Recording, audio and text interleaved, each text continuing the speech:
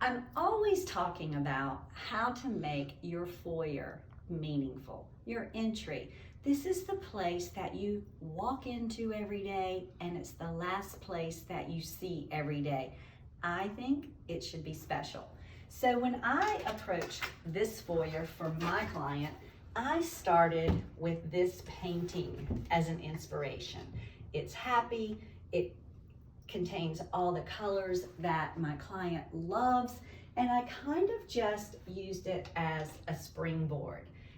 One of the other things that I like to do that will make your foyer more meaningful and will kind of set you apart is I love to add some sort of texture to the wall. And in this case, we added this unbelievably beautiful grass cloth.